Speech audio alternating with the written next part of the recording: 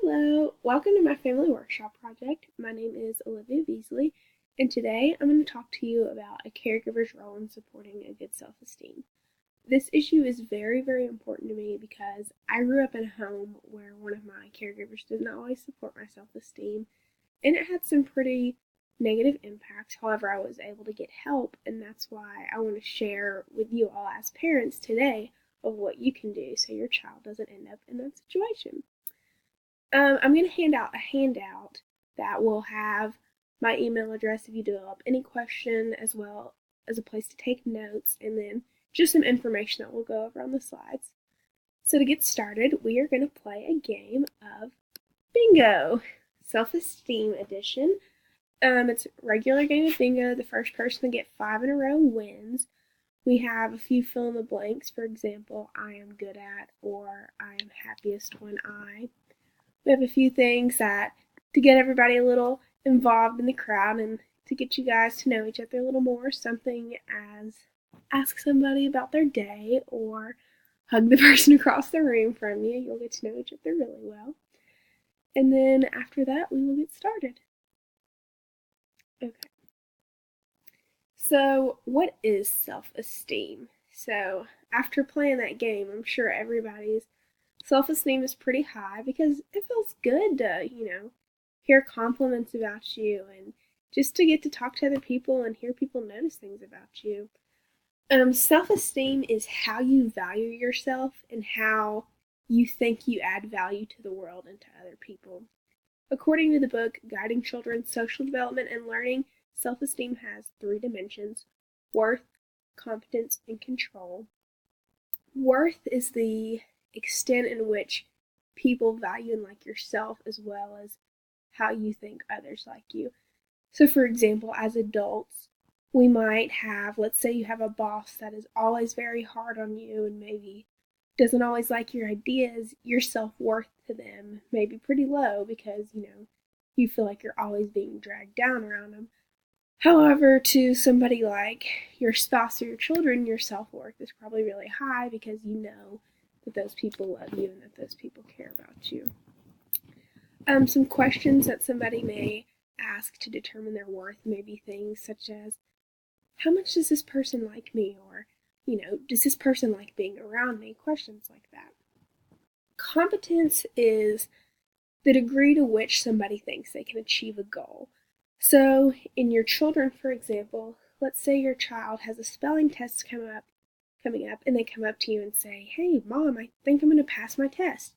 They feel good about their ability to perform, so their self-esteem and confidence is really, really high. And some questions they may ask to kind of determine that may be, can I do this? Will I succeed at this? How good will I be at this?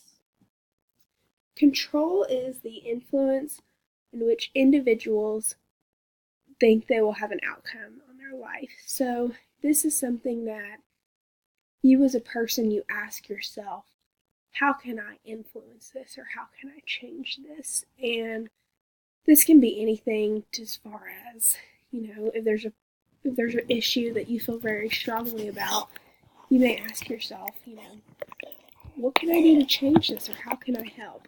And those are questions you may ask.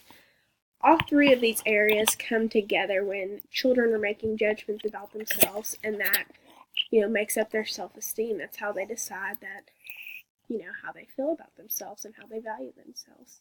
And all of these things can change. For example, your self-esteem isn't at one current rate. It can change depending on the situation you're in, depending on the people you're around, especially for children. Children don't do so well when they're with people that they might not know, or maybe they're in new environments. They may, have a change in self-esteem, or, what they think that their worth might be. Next, we're going to talk about some things that affect a child's self-esteem. And these can be things that you might do, but you don't realize that you do them. For example, being ignored. This is something that everybody ignores people, and it's not always on purpose. You go to work, you have a long day, but that your child loves being with you, and they love spending that time with you. So it's important to remember that you need to give them the quality time that they deserve, because if a child's ignored so much, they may start to feel as if nobody cares about them and nobody values, what they do or how they feel, and that can really, really affect a child's self-esteem. Spoken to in a discouraging way or in a judgmental language, this can be things such as, if you come home and maybe your child didn't do the chores that you had wanted them to do, saying things such as, well, why were you lazy? If a kid hears themselves, if they hear them being called that, they might start to believe that, and they might start to label themselves as, those words such as lazy, and that can really affect their self-esteem.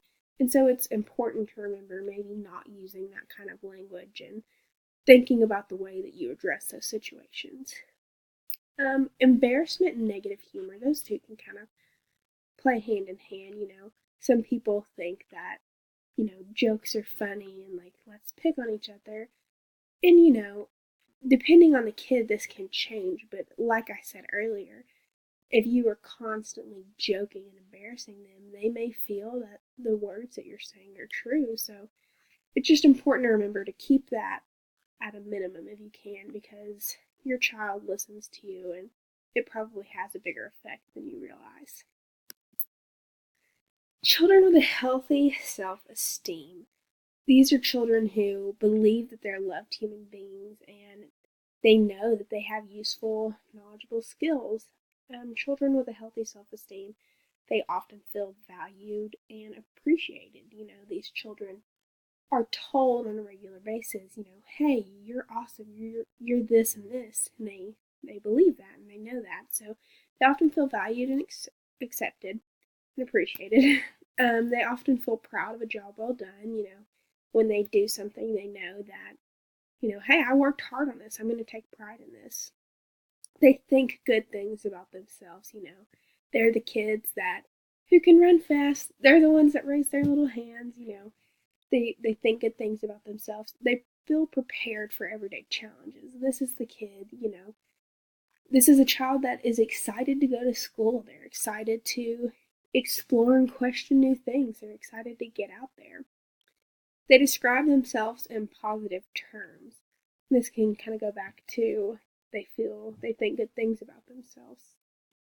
And they're just overall confident in themselves.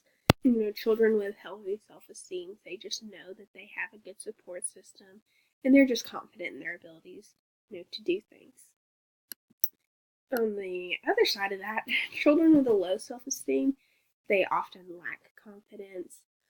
They avoid challenges because they're afraid that they might fail. Their competence is very, very low.